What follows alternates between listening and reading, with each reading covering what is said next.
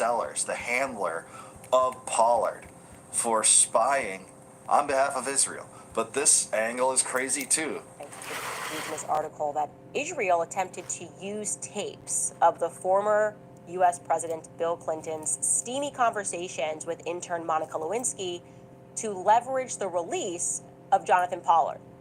That's at least what the book regarding the Clinton family was claiming. The book is entitled Clinton Inc., and the subtitle is The Audacious Rebuilding of a Political Machine.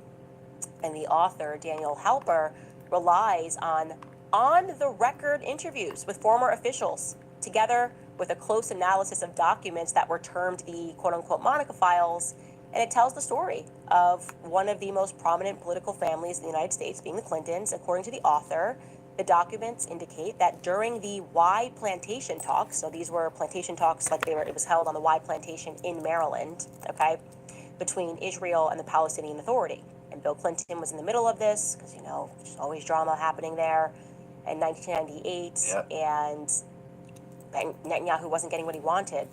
So Prime Minister Benjamin Netanyahu, our dear friend and ally, pulled Bill Clinton aside, and he presses, first and foremost, for the release of Jonathan Pollard. This is directly from the Times of Israel article. I'm going to read this quote. The Israelis present at Y River had a new tactic for their negotiations.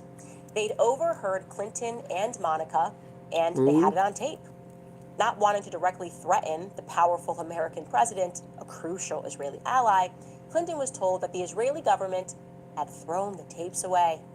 But the very mention of them was enough to constitute a form of blackmail, Halper wrote, adding that, quote, according to information provided by a CIA source, a stricken Clinton appeared to buckle.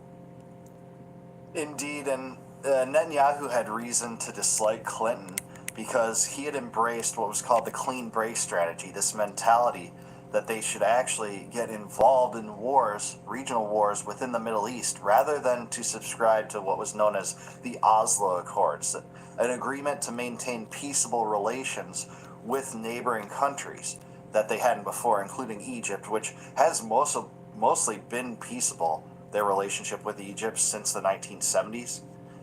But that was a break. The clean break had decided to make war with these countries, overthrow them. We don't have to make peace with them anymore. And guess who we're going to get to enlist to help us with that? The United States.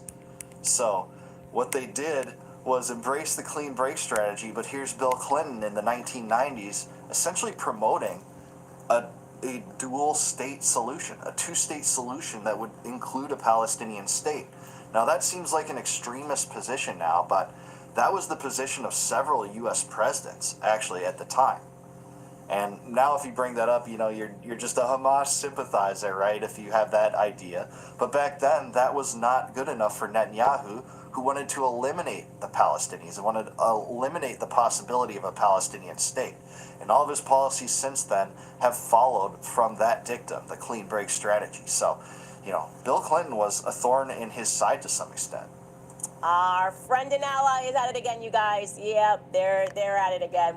Hey, just want to let you know, I have tapes of you with Monica Lewinsky, but I'm going to throw them away.